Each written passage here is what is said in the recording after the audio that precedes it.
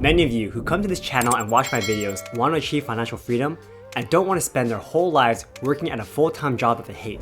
Well, as a 30-something-year-old who has achieved financial freedom and has lived the better part of a year in Asia and doing things that are interesting to me like learning new languages, I'm going to be sharing with you how I made my first $1 million, going all the way back from when I first started making money selling shoes at the mall to becoming a millionaire by the time I was 30 years old, and how you can do it too. And while you're watching this video, you may hear some of my stories and think that I just caught a lucky break and that I was only able to make money because I happened to be at the right place at the right time. But instead of writing off what I have to say right away, I encourage you to keep an open mind, because the opportunities that I got may be some that you may encounter every single day, but you need to be prepared to meet the opportunity. And as long as you can prepare yourself to take these opportunities when they arise and you're able to take risks, then I believe that you too can also find success. So my journey all started when I was around 17 years old, and I first started working as a shoe salesman at Timberland over at the local mall where I lived. And at the time I was making around $9 an hour, which was a little bit more than the minimum wage of $7.50. Now, even though I felt like I was earning well, I also realized that wasting my money on trivial things would mean wasting actual hours of my life. Because for example, if I were to spend $400 on a PlayStation 3,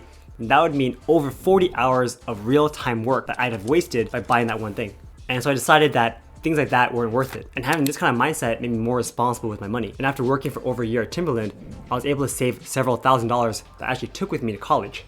Now with that money, I could comfortably afford any meals or trips with my friends. But during this time, I also saw how other people were treating money. And it was very interesting because for me, I had to work for my cash, whereas some of my friends just had access to their parents' credit cards. And I felt like they were disrespecting money when they just went out and swiped their daddy's credit card, just buying random stuff or by buying useless junk. But because the money that I had was money that I had to work for, I feel like I treated it differently than they did. Now, midway through college, I actually had this great opportunity where I was accepted into a specific military program. Now, this program was very cool because they actually paid me to study with the promise that I would join the military after I graduated. Now, this was my first taste of passive income because here I was making money when my full-time occupation was just to study and go to school. Now, unfortunately, after 1 year, I had one of my first setbacks because I was suspended from university, which cascaded into me getting kicked out of the program. So all of a sudden, here I was, 20-something years old, no more career in the military, no more income, and also a question mark if I would even graduate from college. And this was a real bummer to me because before that time, I was always a good kid and I focused on making my parents proud.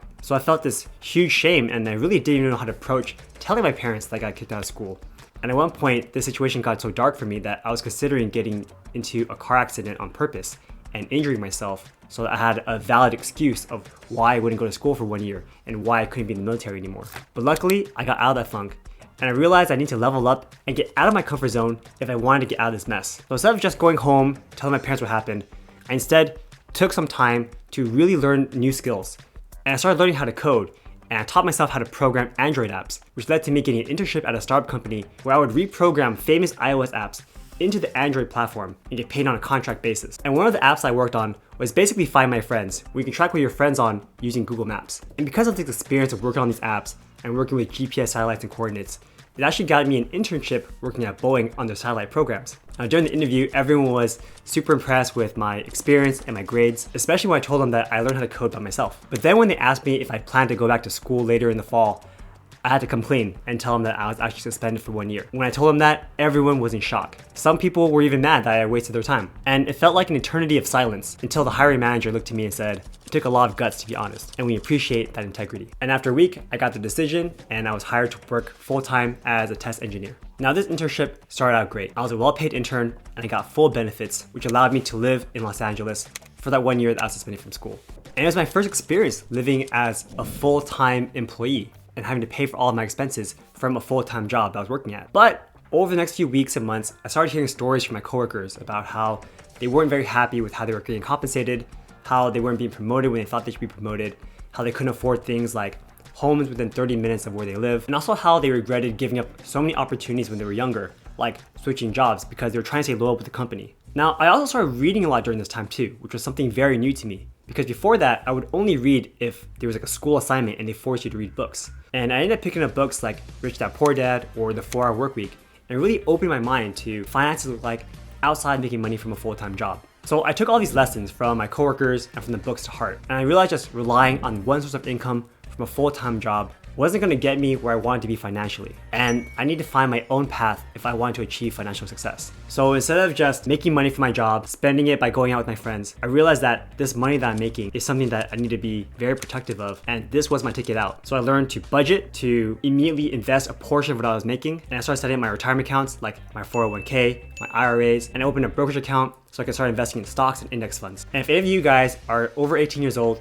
and you're starting your path towards financial freedom, then I highly recommend opening a new brokerage account with Webull, the link down in the description below. By using the link, they're gonna give you free stocks just for opening an account and making your first deposit. It's literally free money they're giving you, and it's one of the basic building blocks to achieving financial freedom. So what are you waiting for? Use the link down below and start investing today.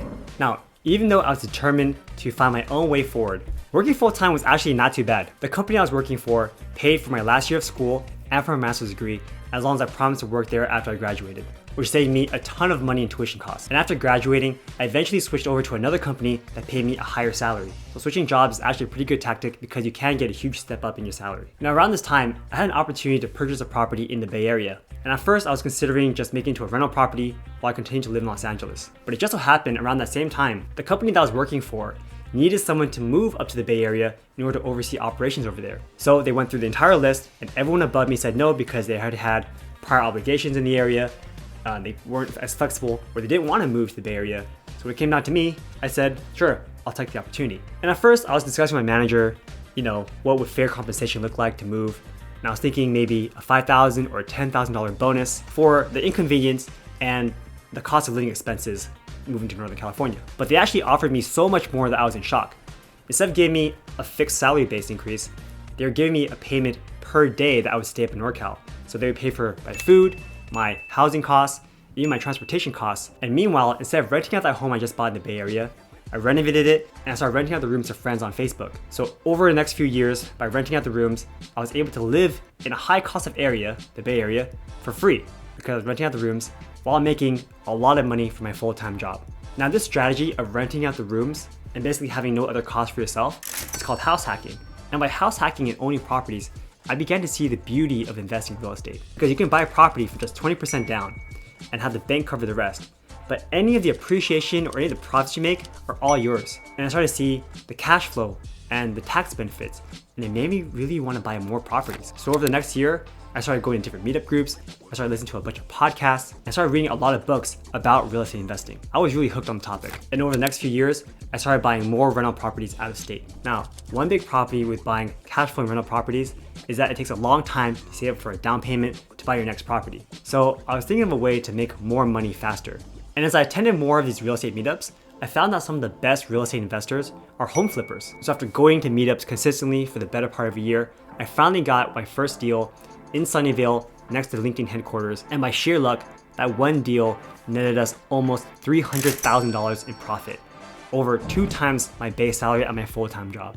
Now, despite making a lot of money from my full-time job, having almost no cost of living expenses because of house hacking, and making a lot of money flipping houses, I still maintain a very humble lifestyle. And this point is very key to becoming financially free. Otherwise, you're just gonna end up spending more and more money and you'll never be able to leave your full-time job because you need more money to sustain your lifestyle. So eventually in 2019, I decided to take a leap and I left my full-time career as an engineer to go into real estate full-time. Now around the same time, I also started my podcast and YouTube channel because I wanted to share this information that I was learning with the world. But unfortunately, during this time, my flips weren't doing so well and I wasn't able to actually become very successful as a real estate flipper. However, because I had the podcast and YouTube channel and I was starting a meetup, people were asking me where I go to get loans for the real estate deals.